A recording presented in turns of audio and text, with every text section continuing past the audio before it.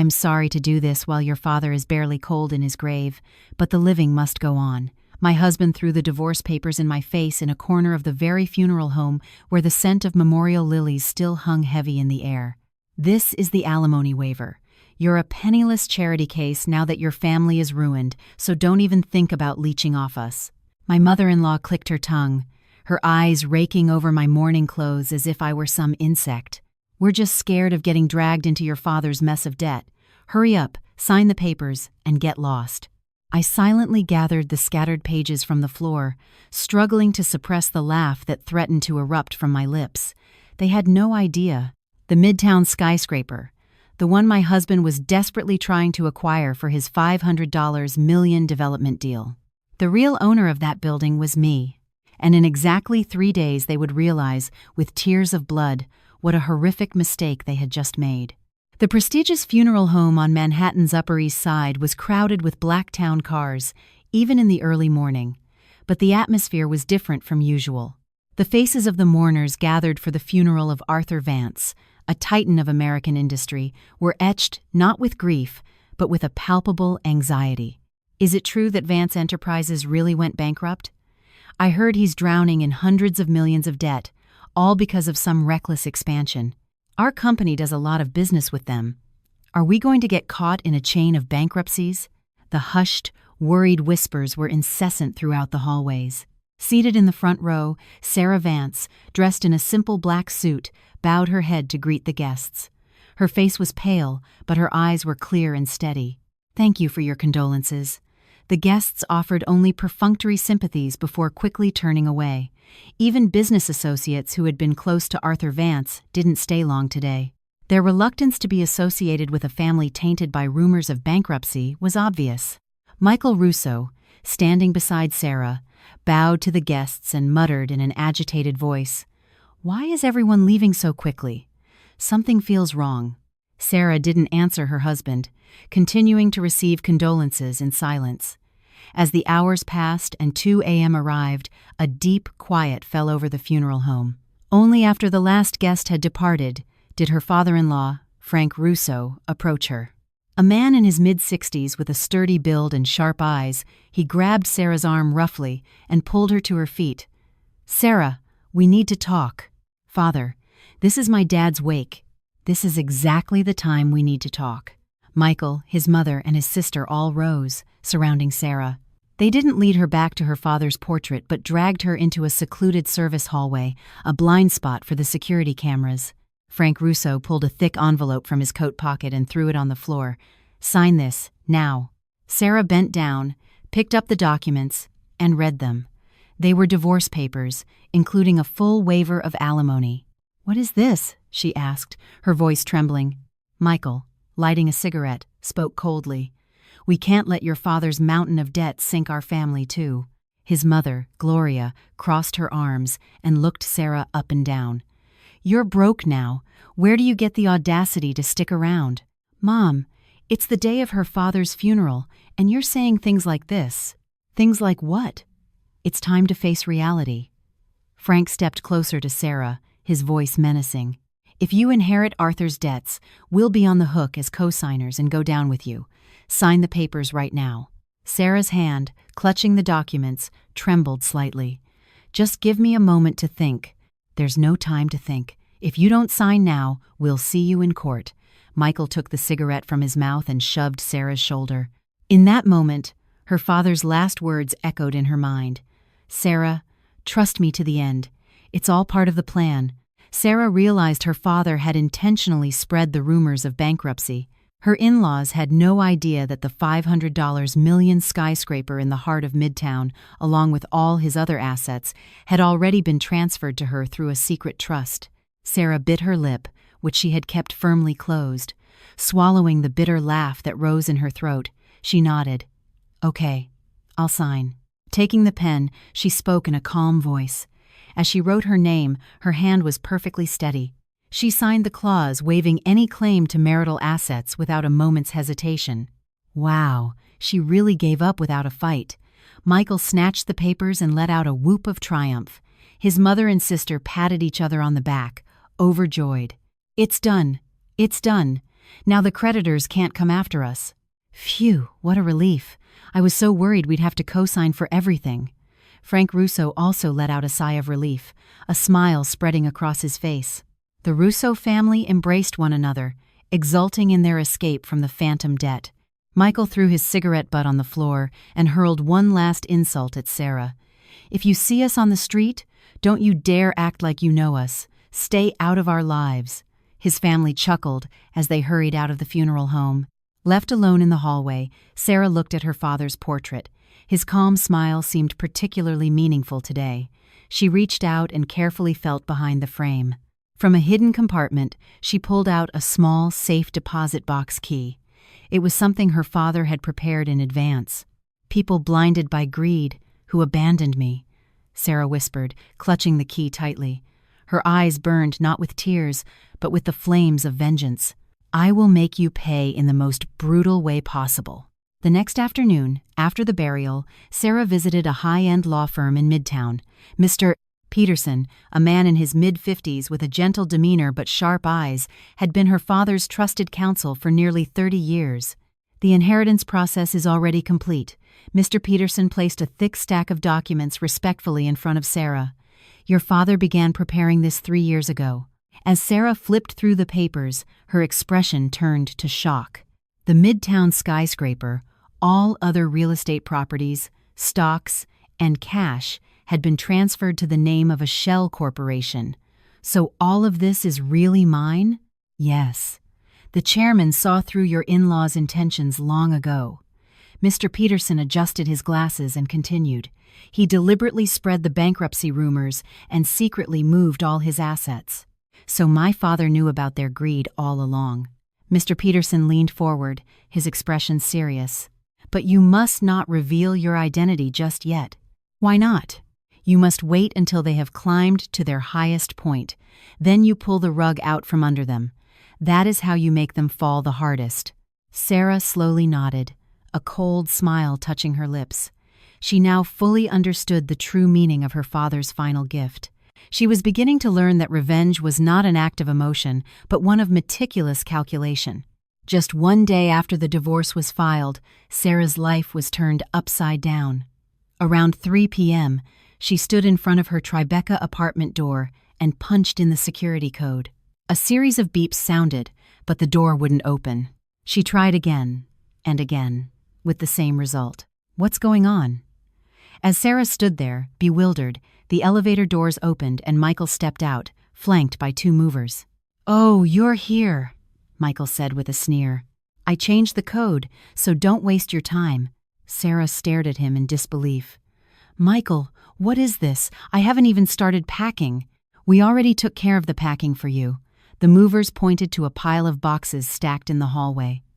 Sarah's clothes, cosmetics, and books were haphazardly thrown into cardboard boxes and left there. "How could you do this to my things?"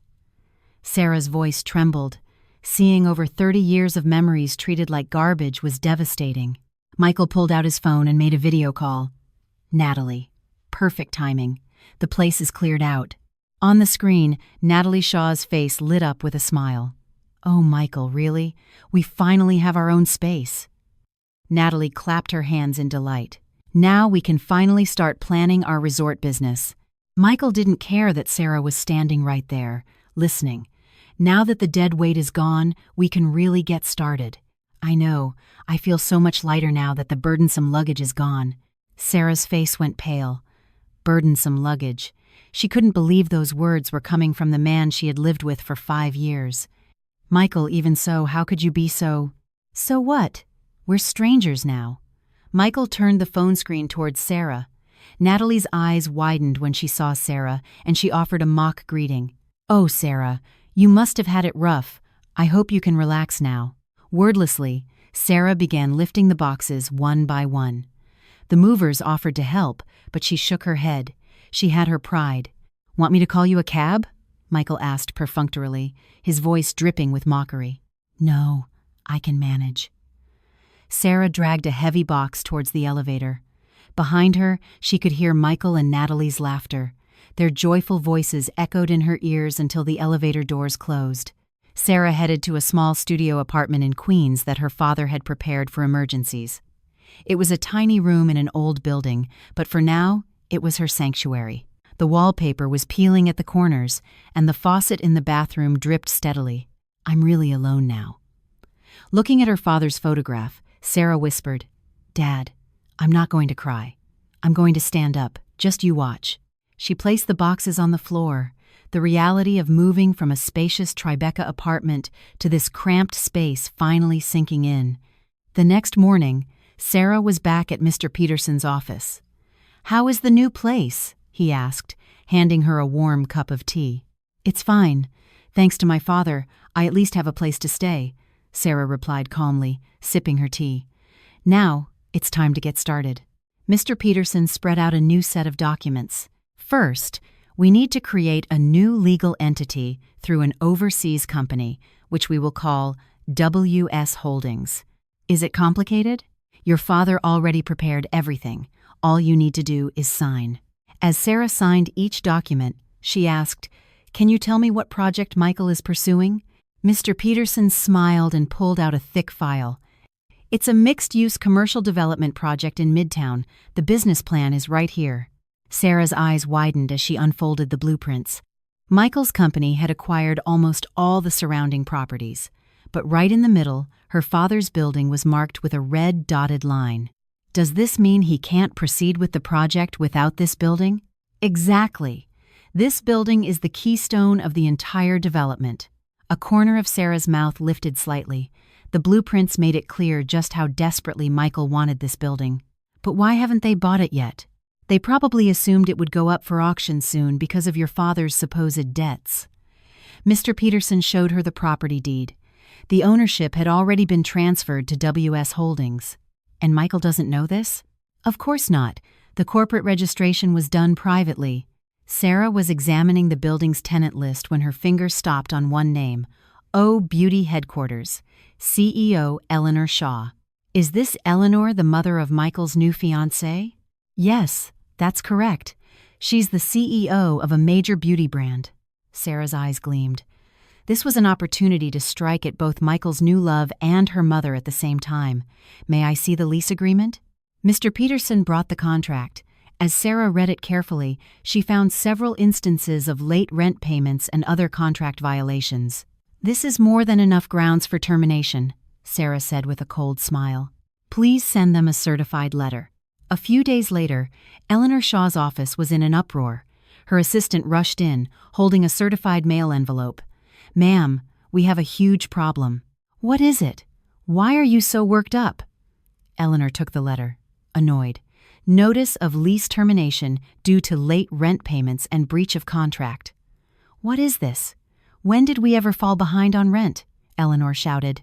"Call the building management office right now." Her assistant made the call, but the answer was not helpful. They said the building has a new owner, a new corporate entity, and the representative is apparently very strict. Eleanor's face turned beet red. Strict? Or are they just trying to bully us? This is outrageous. At that moment, in her small Queens studio, Sarah was looking at her laptop screen with a satisfied expression. The fact that Michael's entire redevelopment project was in her hands was exhilarating. "This is just the beginning," Sarah murmured in a cold voice. The first move in her game of revenge had been successfully played. On the afternoon of the third day after sending the certified letter, Sarah was sitting alone in the penthouse of the Midtown skyscraper. The panoramic view of the New York City skyline stretched out before her. She never had the chance to see a view like this before, and the reality that it was all hers still felt surreal.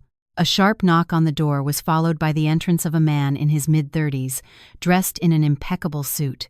Tall and lean with piercing eyes, he bowed his head respectfully as soon as he saw Sarah. "You must be Arthur Vance's daughter." "My name is Ethan Cole." As Sarah started to rise to greet him, he held up a hand. "Please, remain seated. I owe your father a great debt." Ethan spread several thick files on the table in front of Sarah. "This is a complete breakdown of the Russo family's financial flows. We've tracked everything, including their shell accounts." Sarah looked at the documents, filled with complex numbers and the names of various banks. "How did you get such detailed information?" Your father asked me to prepare it in advance. A cold glint appeared in Ethan's eyes. This isn't simple revenge. I'm going to show you a corporate takedown that will tear them apart, bone from flesh. Sarah felt a chill run down her spine at his resolute tone. You've been on the receiving end until now, haven't you? From this moment on, things will be different. Ethan studied Sarah thoughtfully. First, we need to change your appearance. You have to shed the image of the meek, submissive wife.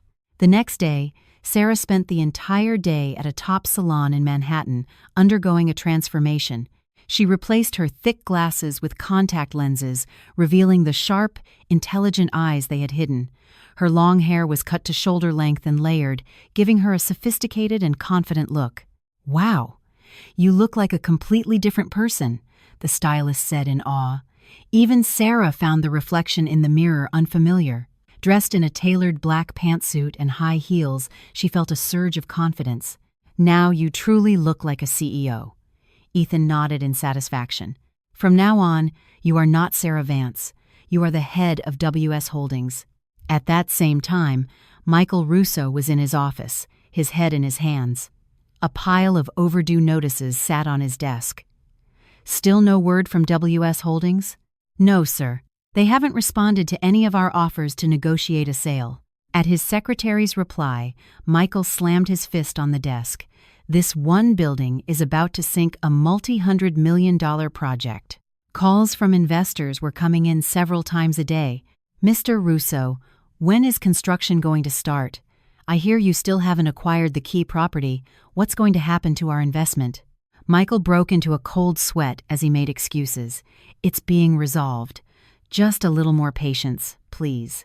Meanwhile, Ethan and Sarah were seated in a plush lounge at a luxury hotel downtown. Michael will be looking for a bank loan soon. So, what's our move? Ethan took out his phone and smiled. I have a few contacts from my time on Wall Street. Some of them are branch managers here in New York. That evening, Ethan met with several bank managers at a famous downtown restaurant. Ethan, long time no see. How's life back in the city? Over dinner, Ethan casually steered the conversation. I hear the underwriting for real estate loans has gotten pretty tight lately. You have no idea. Especially for redevelopment projects, we have to be extra cautious. Pouring another glass of wine, Ethan spoke naturally. By the way, have you ever heard of a guy named Michael Russo? He's working on a redevelopment project these days. Oh, him. He applied for a loan at our bank. Really? How's his company's credit? Ethan asked, feigning interest. Well, honestly, it's looking a bit shaky these days. He still hasn't secured the Keystone property. Ethan smiled faintly and continued the conversation. He had similar meetings with managers from other banks. They were all old friends, so they spoke candidly. There's so much real estate fraud these days, you have to be careful. Right. And redevelopment projects have too many variables. A few days later, when Michael started making the rounds at the banks, the outcome was already decided.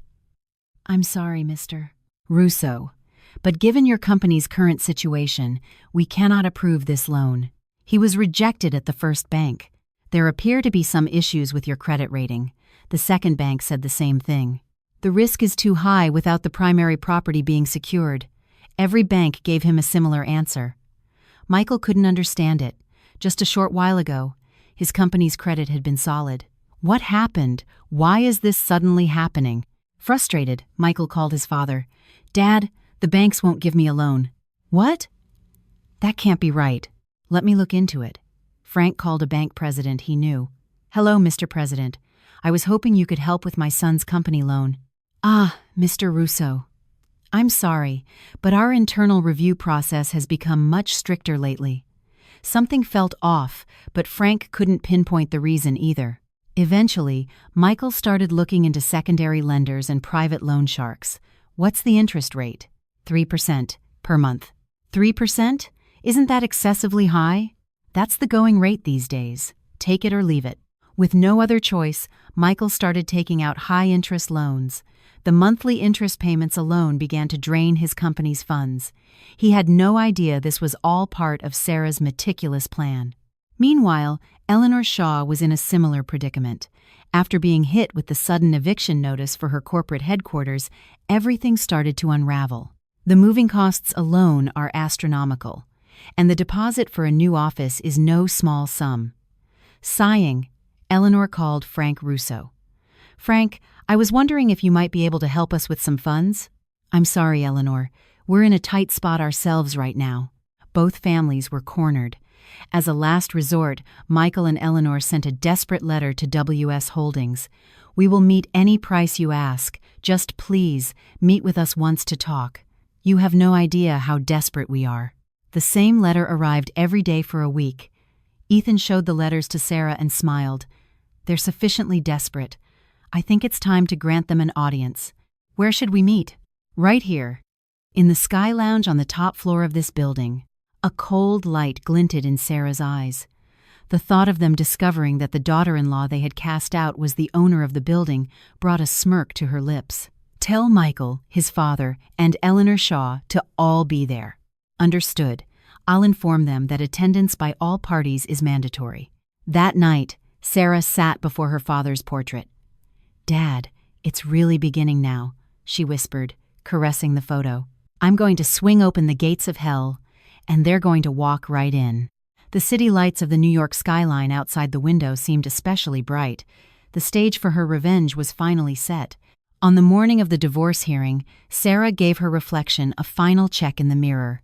With her hair pulled back neatly in a bun and dressed in a simple black suit, she looked completely different from the meek daughter-in-law of the past. But for today, she deliberately wore minimal makeup and chose a modest outfit. For her last appearance before them, she needed to look pathetic. The New York County Supreme Court was bustling with people, even early in the morning. As Sarah passed through the courthouse entrance, she saw Michael and his family approaching. Natalie Shaw was clinging to Michael's arm, with Frank and Gloria Russo following behind. Michael spotted Sarah and called out loudly, "Hey, look who it is, our ex." Natalie giggled. "Oh my God, you're right. Why is she dressed so shabbily?" Sarah walked past them without a second glance. She could hear her former mother-in-law muttering behind her. Now that she's a debtor, she's lost all her nerve. The courtroom felt smaller than she expected. A cold tension filled the air between Sarah and Michael's legal teams, seated opposite each other before the judge. The stares of her former in-laws, seated in the gallery, felt like needles in her back. "Please state the grounds for divorce," the judge asked in a calm voice. Michael's lawyer stood and opened a file. The defendant neglected her household duties during the marriage and had a problematic relationship with her in-laws. A string of false accusations followed. Sarah rose from her seat. "Your Honor, I am not asking for alimony or any division of assets. Nothing at all." A murmur went through the courtroom. "Just grant the divorce." The judge looked at Sarah, surprised. "You are truly asking for nothing?" "Yes. I just want this to be over quickly." The hearing was over in less than 30 minutes. The moment the divorce was finalized, sighs of relief could be heard from the Russo family in the gallery. Michael shook his lawyer's hand, a broad smile on his face. As Sarah was leaving the courthouse, she heard Michael's voice behind her. "Hey, are you crazy? Walking away without a dime? You planning on starving to death?" Natalie clapped her hands and laughed. "It's just pathetic. A person should have some pride." Gloria Russo looked Sarah up and down, clicking her tongue. "How is someone like that going to survive? Don't worry about it. She's not our problem anymore." Sarah continued walking in silence. Their mocking laughter echoed in her ears. Natalie pressed herself closer to Michael's arm. "Michael, you're finally free." "I know.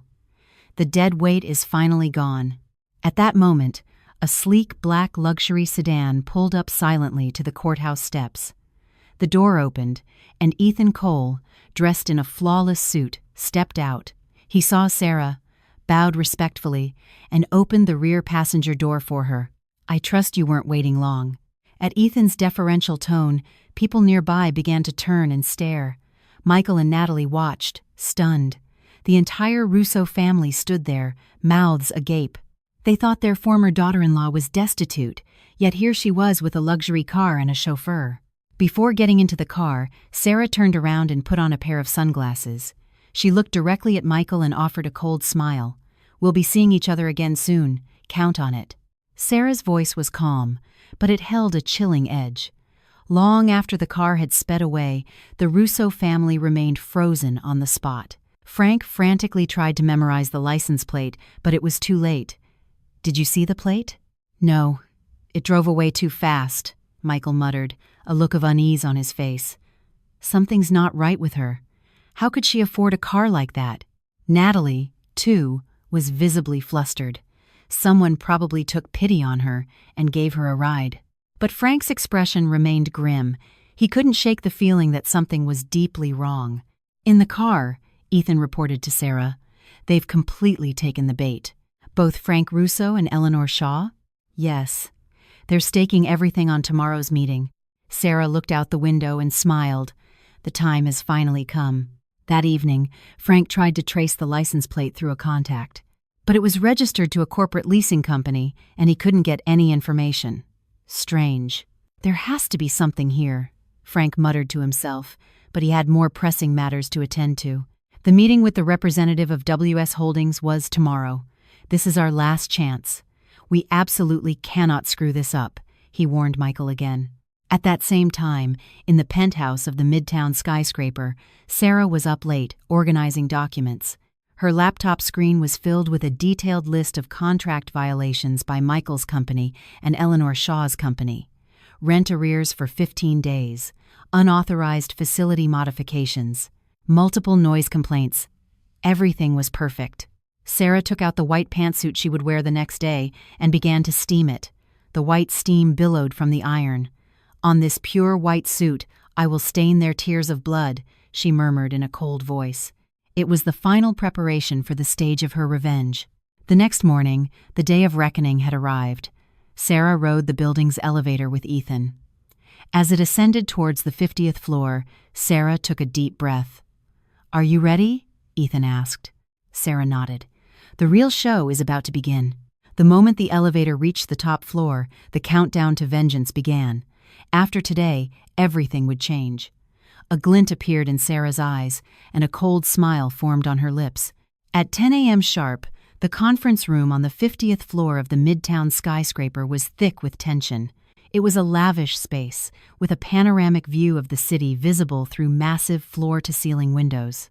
On one side of the long conference table sat Frank and Gloria Russo, Michael, and next to them, Natalie and Eleanor Shaw. Frank glanced at his watch, his anxiety showing. They're already 10 minutes late. What kind of way is this to do business? Gloria dabbed at her forehead with a handkerchief and muttered, "I know. Who do they think we are?"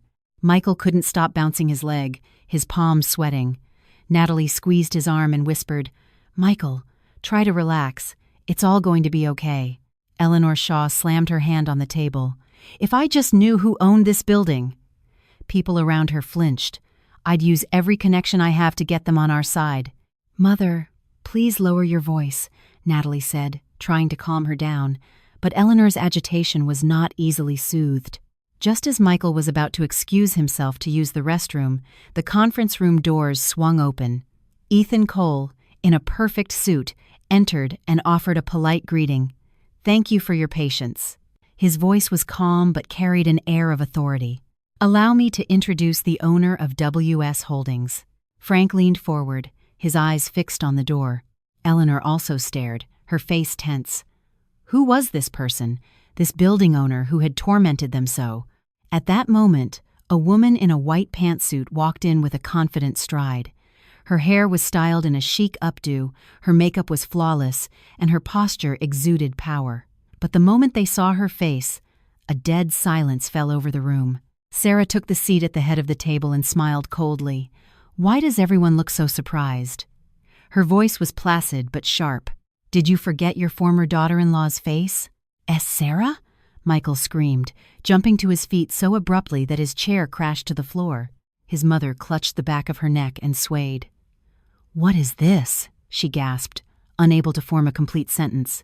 Eleanor Shaw was frozen, her mouth hanging open. Her earlier bravado about twisting the owner's arm had completely vanished. Natalie's face was as white as a sheet, rendered speechless. Sarah took a thick set of documents from her briefcase and tossed them onto the table. The deed to the building. The papers scattered with a sharp thud. And this is the certificate of inheritance from my father." Frank's trembling hand reached for a document. Is this real? The daughter-in-law you threw away because you thought my father was a bankrupt debtor?" Sarah's voice grew even colder. "Is the owner of this $500 million building?" As Frank looked at the document, his knees gave out and he started to sink to the floor. "Sarah, I'm sorry. I was wrong." Just then, the doors opened and 2 large security guards entered. With a single gesture, Sarah stopped them. "We're not finished yet. Sit back down." The guards helped Frank back into his chair. Sarah opened her laptop and projected a file onto the large screen. "Miss Shaw," Sarah said, looking directly at Eleanor, "this is an immediate eviction order for breach of contract and damage to brand image." The screen was filled with a detailed list of Eleanor Shaw's company's violations. "We can resolve all of this," Eleanor said hurriedly. "And Mr. Russo." Sarah turned her cold gaze on her ex-husband. "A sale of this property is absolutely out of the question." Michael slammed his hand on the table and yelled, "This is fraud! You're trying to ruin my entire project." "Fraud?" Sarah let out a laugh, but it was devoid of any warmth. "It's not fraud to protect my own property. If you don't like it, buy the building yourself." "Oh, that's right. You don't have any money." Mockery dripped from her voice. Michael's face turned crimson. How dare you do this to me?" Sarah snapped her fingers. At the signal, the security guards moved in unison. "What are you doing? Get off me!" Michael yelled, but it was useless. The strong men lifted him by his arms. His mother burst into tears. "Sarah, please! We were wrong!" But Sarah's expression remained unchanged. Eleanor and Natalie were also being escorted out by security. "You can't do this! I'll sue!" Eleanor shouted, until the very end, but no one was listening. At the conference room door, Michael turned for one last look. "Sarah, this isn't over!" But Sarah was just staring out the window. After security had dragged them all to the elevator, the conference room was quiet. Left alone, Sarah looked down at the city and took a deep breath. Ethan approached her quietly. "How are you feeling?" Relieved. A genuine smile spread across Sarah's lips. The first act of her revenge was finally over, but this was only the beginning. Driven from the building, Michael Russo clenched his fists the entire way home. He could hear his father and Eleanor Shaw talking in the car, but the words didn't register. Everything had crumbled. A project worth hundreds of millions of dollars gone in an instant. "I can't let it end like this." Michael gritted his teeth and muttered. "What did you say?" his father asked from the back seat. "Dad, we can't just take this. Sarah made complete fools of us." That night, Michael couldn't sleep. He stared at the ceiling, thinking only of how to get revenge. At 5 a.m., an idea finally came to him. The next morning, Sarah was drinking coffee in her penthouse apartment. Ethan rushed in and turned on the TV. "Have you seen the news?" On the screen, Michael was in front of a throng of reporters, tears streaming down his face. The headline read, "Vance Hyris hid vast fortune in fraudulent divorce, deceived in-laws." "My family was completely deceived," Michael said, dabbing his eyes with a handkerchief. "She claimed she had no assets at the time of the divorce, but it turns out she was hiding hundreds of millions of dollars." A reporter asked a question. "What specific damages have you suffered?" "I bet everything on my redevelopment project, only to find out my ex-wife owned the Keystone property. It's all a deliberate attempt to ruin us." Sarah's hand tightened around her coffee mug. On the screen, Michael was acting like a genuine victim. That afternoon, the news got even more shocking. Michael appeared at the courthouse with his lawyer. News channels were broadcasting his press conference live. Because Miss Vance intentionally concealed her assets at the time of the divorce, the asset division agreement is null and void, Michael's lawyer said, holding up a document. "We are demanding 50% of the skyscraper's equity." Reporters' flashes went off as they shouted questions. "Do you have legal grounds for this?" "Absolutely. This constitutes divorce fraud." That evening, the internet was flooded with criticism of Sarah. Articles with headlines like "The Runaway Heiress" proliferated. The comment sections were filled with malicious remarks. "She's a truly terrible person. She completely fooled her husband's family. What kind of person abandons family for money? I can't believe someone like that owns a major building. A few days later, the situation grew more serious. A crowd of people holding signs gathered in front of Sarah's building. "Take responsibility for the halted project. Give us our investment money back. Fraudster Sarah Vance must step down." Small-time investors were shouting through megaphones. Many were elderly, their faces filled with despair. An old woman said through tears, "I invested my life savings. How am I supposed to live?" Natalie Shaw posted a long message on her social media, accompanied by a photo of herself looking sad. "I need to tell the truth. Michael is a truly good person. I'm so angry at his ex-wife for taking advantage of him. Our family was completely deceived. The person who destroyed a home is now pretending to be the victim." The post was shared thousands of times and received tens of thousands of comments. The public outcry against Sarah intensified. Problems also arose from unexpected quarters. Other companies leasing space in Sarah's building began to complain. As a boycott movement against Eleanor Shaw's brand spread, it started to negatively affect the entire building. "Our company's reputation is being dragged through the mud," one tenant CEO complained in a phone call. "Our clients are pulling out because of the building's image." Ethan immediately assembled the legal team, but the situation was difficult.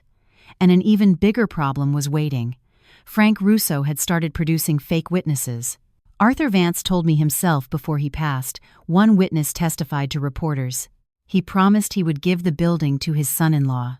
"I heard it too," another witness lied. "I definitely saw him say it."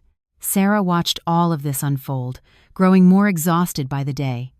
She couldn't sleep, plagued by the constant stream of negative articles and hateful comments. She lost her appetite and barely ate. One night, she got a call from Frank Russo. "Sarah, let's end this now." His voice was still arrogant. "End what?" Sarah replied, her voice trembling. "I'll drop the lawsuit. Just use the building as collateral and lend me $80 million. Does that even make sense? It's my building. You still don't get it, do you? The whole country is cursing your name right now." After hanging up, Sarah collapsed onto the sofa. Her breath grew short, and her hands started to shake. A panic attack was setting in. Just then, Ethan came in holding a small USB drive. "Look at this." Sarah took the USB with a trembling hand. When she opened the files on her laptop, she was stunned. It was a complete record of Frank's embezzlement when he used to work for her father's company. Records detailing how he had siphoned off millions of dollars. "What is this?" "It's an insurance policy your father prepared in advance." Another file contained records of Michael's slush fund. It was filled with evidence of how he had evaded taxes through a shell company. The life returned to Sarah's eyes. "If they want a mud fight, then I'll make them answer for everything, with the law and with evidence." She smiled coldly as she looked at the files. The next morning, Sarah dressed in a tailored black suit and headed out. Her destination was the district attorney's office. The real war was finally about to begin. On the very morning Michael was preparing for his press conference to decry his victimhood in the fraudulent divorce, Sarah was sitting in the reception area of the DA's office. A thick complaint and stacks of evidentiary documents were neatly arranged on the table before her. An assistant district attorney flipped through the documents, impressed. "With this much evidence, an indictment is more than possible. I am formally charging Frank and Michael Russo under the RICO Act." Sarah's voice was calm but firm. "For embezzlement, breach of fiduciary duty, and tax evasion." At that same time, in a ballroom of a downtown hotel, Michael's press conference was beginning. Dressed in a black suit, his eyes red and swollen, he sat before the reporters. "I am here today to appeal to you about the damages my family has suffered," Michael began, his voice trembling. "My ex-wife hid hundreds of millions of dollars and deceived us all." Reporters' flashes erupted as they fired questions. "What specific damages did you suffer?" "I invested everything in my redevelopment project, only to discover the key property belonged to my ex-wife. It was a completely premeditated fraud." Suddenly, a large screen began to be set up at the back of the conference hall. Michael and the reporters turned around, confused. Dressed in a black suit, Sarah walked in quietly. "Excuse me, this is trespassing." Michael jumped to his feet and shouted. Sarah took a microphone and spoke calmly. "I have no intention of disrupting this press conference. I just want to show you the truth." An audio file began to play, and Frank Russo's voice filled the room. "Sarah, I'll drop the lawsuit. Just use the building as collateral and lend me $80 million. Does that even make sense? It's my building." "You still don't get it, do you? The whole country is cursing your name right now." A murmur spread through the reporters. Next, Michael's slush fund ledger appeared on the screen. The details of his multi-million-dollar tax evasion scheme were laid out for all to see. Michael's face went white. "This is fabricated." He threw down his microphone and tried to flee the room. At that exact moment, the doors to the hall burst open and federal investigators entered. "Michael Russo, you're under arrest." "What? Why? What have I done?" The sharp click of handcuffs echoed through the hall. Reporters captured every moment. As he was being dragged away, Michael screamed, "Sarah, you can't do this. We were husband and wife." Sarah didn't even look at him. With a cold expression, she addressed the reporters. "The truth cannot be hidden. I am the victim here." That evening, the news was dominated by the story. Conman family of the century deceived the media. Michael Russo and family arrested on multi-million-dollar embezzlement charges. Public opinion did a complete 180. The same people who had vilified Sarah days before were now cursing Michael. They're the real criminals. They tried to destroy an innocent person. I can't believe those scammers played the victim.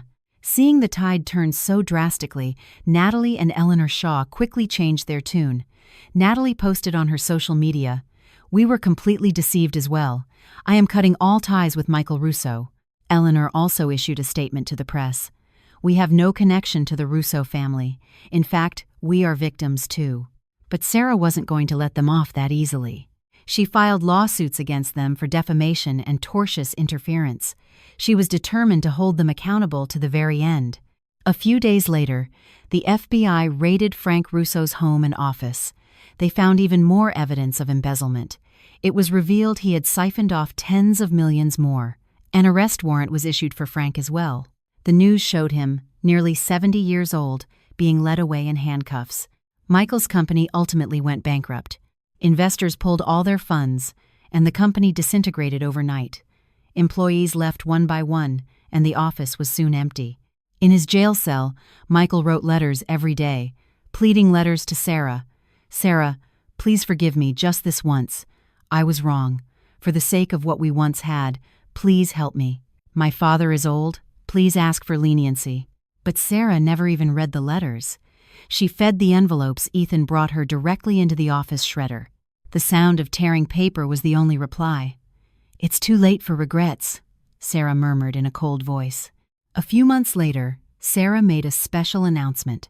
She had bought Michael's defaulted company building for pennies on the dollar, and she announced she would establish a charitable foundation on the site.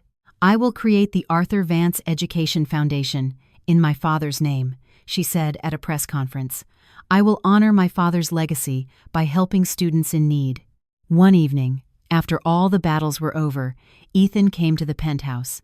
He was carrying a bottle of expensive wine. "Congratulations," he said, pouring 2 glasses.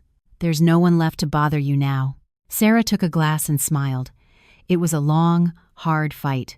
The sound of their glasses clinking echoed softly. At that moment, tears streamed down Sarah's face. All the emotions she had suppressed came pouring out at once. "I protected my father's legacy," she whispered, wiping her tears. The New York skyline outside the window was exceptionally beautiful. True peace had finally arrived. 3 years later. 3 years had passed since the events concluded. Sarah Vance's skyscraper, standing tall in the heart of Midtown Manhattan, had become a city landmark. People passing by would look up in awe. "That's the famous WS Holdings building, isn't it?" They say it's the symbol of CEO Sarah Vance's success. WS Holdings had grown into the top real estate investment firm in the country. The combination of Sarah's business acumen and Ethan's management expertise produced incredible results. They employed hundreds of people and had projects all over the nation. One afternoon, Sarah was in her office for a photo shoot with a major business magazine. She had been chosen for the cover, under the headline, "America's Top Female CEO." "How did you overcome such difficult times?" the reporter asked. Sarah looked out the window, thinking for a moment. The people who abandoned me at my lowest point are the ones who made me the strongest. Her voice was calm and confident. My moment of despair was actually a new beginning. A few months later, Sarah and Ethan celebrated a special day. They were getting married in the garden on the roof of the skyscraper. Instead of a lavish wedding hall, they chose a simple but meaningful space. Sarah was beautiful in a white dress. It was a small ceremony with only friends and employees, but it was filled with genuine blessings. Do you promise to trust and support each other for all the days of your lives? To the officiant's question, they both answered at the same time. Yes, I do. As they exchanged rings, tears of happiness welled in Sarah's eyes. Ethan gently wiped them away. The day after the wedding, Sarah visited her father's grave. She knelt before the headstone, holding a bouquet of white calla lilies. "Dad, it's me," Sarah said, carefully placing the flowers. "Thanks to you, I met a good person, and I'm going to live a happy life." A breeze rustled the flowers, making the petals dance. It felt as if her father was sending his blessing. "Don't worry about me anymore. Your daughter is going to live proudly." Meanwhile, the world was harsh to Michael Russo. It had been over a year since his release from prison, but he couldn't find a steady job. The label of ex-convict followed him everywhere.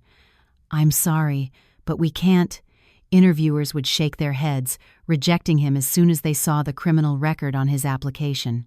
Eventually, Michael became a day laborer, surviving day to day doing grunt work on construction sites. He had to endure the back-breaking labor and the constant humiliation. In the evenings, he would return to his tiny room in a single-room occupancy hotel and make cup noodles for dinner. He looked pathetic, sitting alone in the cramped room, slurping his meal. His former life of luxury felt like a distant dream. The fate of Frank and Gloria Russo was even more miserable. Their large home in a wealthy suburb was seized by creditors, and they moved into a damp basement apartment. The place reeked of mildew. "This is all your fault," Gloria would scream at Frank. "We're in this mess because you couldn't handle one little daughter-in-law. And who was right there with me, pushing her out? This wasn't all my doing," Frank would shout back. This same fight repeated every night. They spent their miserable days blaming each other. The once enviable couple had become each other's worst enemies. One evening, as Michael was walking down the street, he looked up at a giant electronic billboard. An interview with Sarah was playing. She looked elegant and spoke with confidence. "What is the secret to your success?" "Never giving up. No matter what challenges I faced, I refused to surrender." Michael's fists trembled. That should have been him up there. He slammed his fist against a wall in despair. "What have I done?" But there was nothing he could do to turn back time. Even after her success, Sarah never forgot to give back to society. She opened a youth entrepreneurship support center in the lobby of her building, helping young people with dreams who, like her, had faced difficult circumstances. At the opening ceremony, Sarah took the microphone. "This is a space for those who dream of a new beginning. Don't give up. Your opportunity will surely come." Applause filled the lobby.